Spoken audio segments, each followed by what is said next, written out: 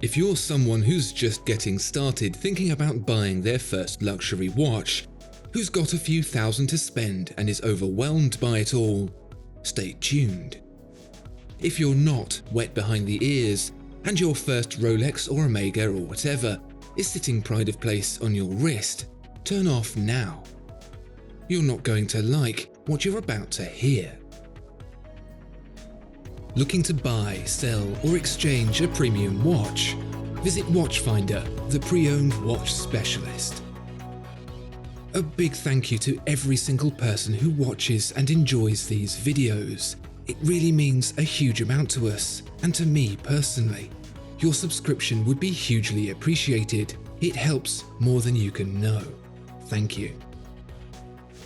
Buying a luxury watch is supposed to be a joyful experience, but the many pitfalls that can possibly be encountered can turn what should be a landmark moment for a budding enthusiast into a mire of regret and confusion.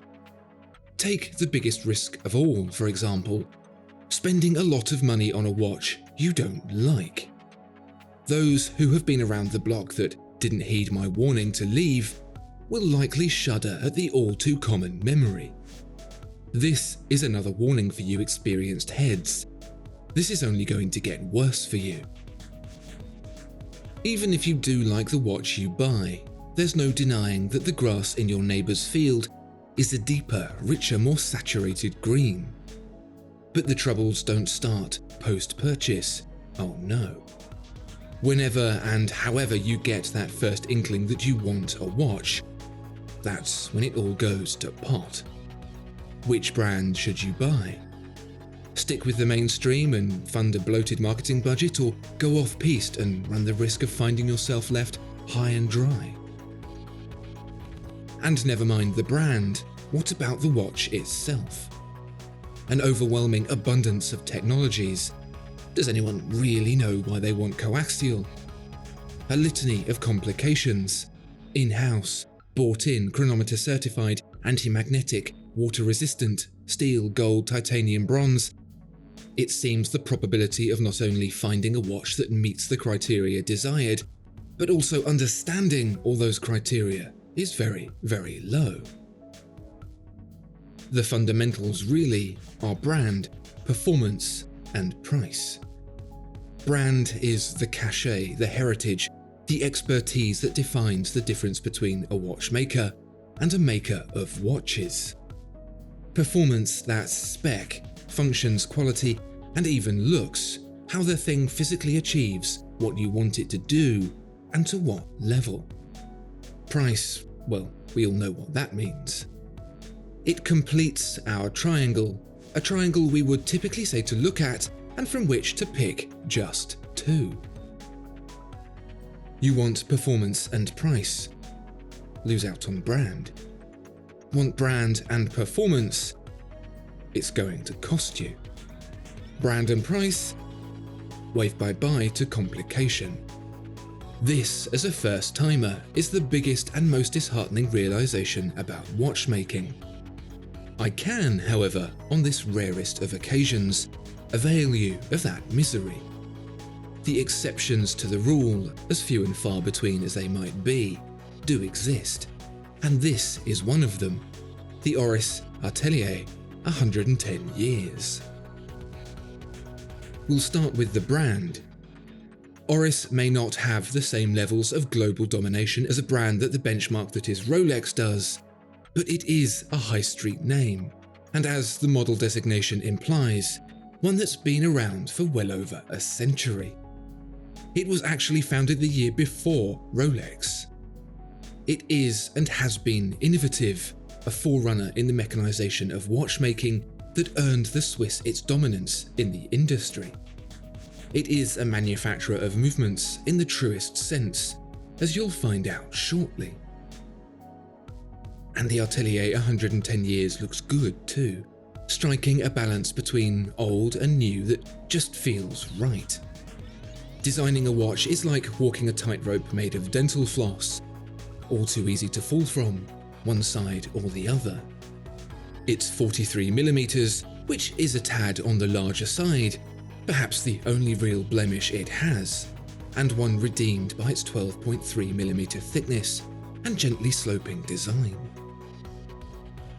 You won't find nibbled numbers, awkward date windows, cramped subdials, or ugly markers. Instead, Oris has let the quality of the design and finish do the talking. You could argue there's not much to look at from the front, but what there is to look at is well worth the time. But the scrutiny doesn't stop at the dial. Let's turn it over and see what this watch is really all about. Performance. Up until 1981, Oris was a manufacturer of its own calibers. I wonder how many unique movement designations you think it managed to produce in that time. 10? 50? 100? Try 229.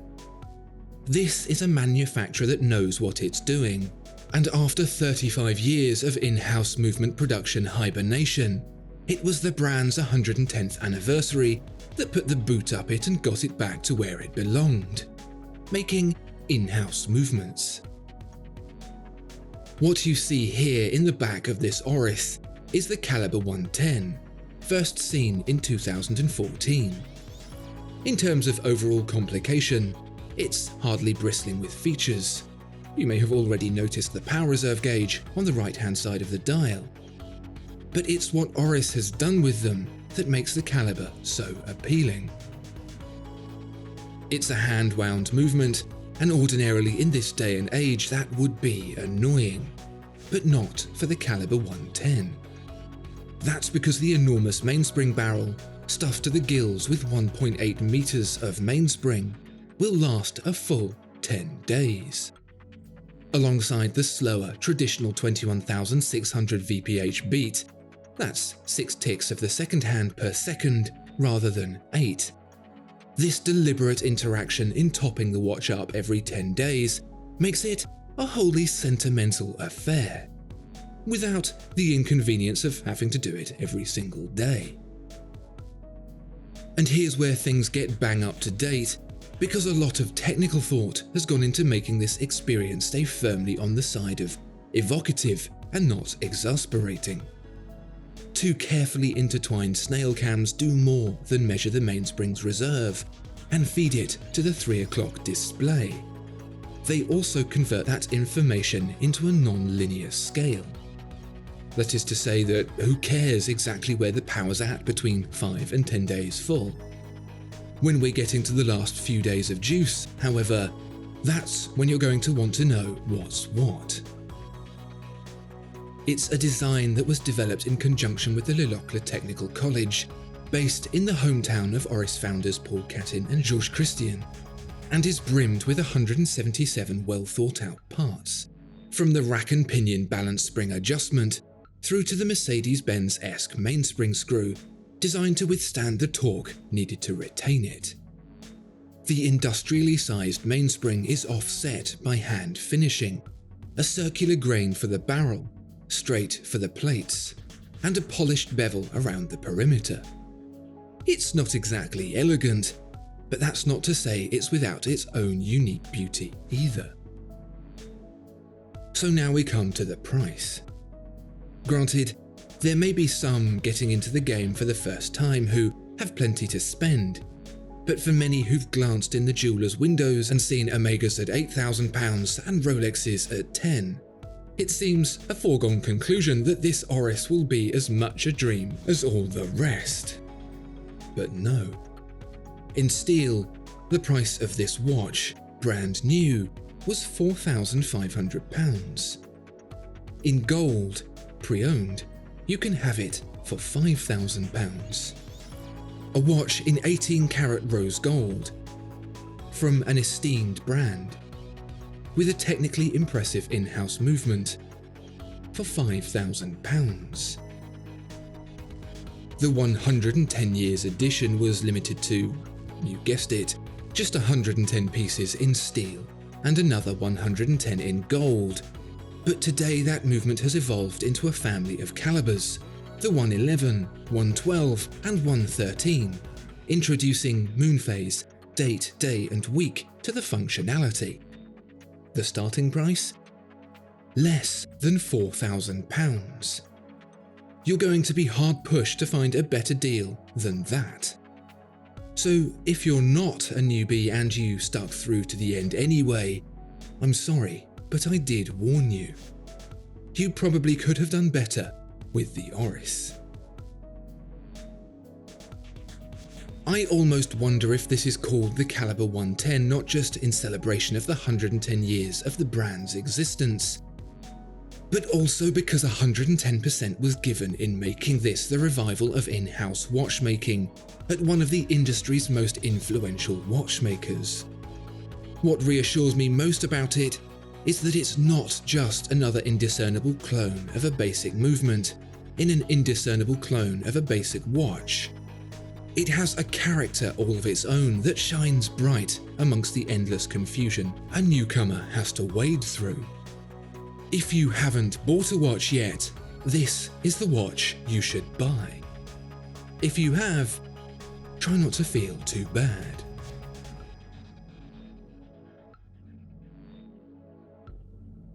Discover more exceptional watches at Watchfinder.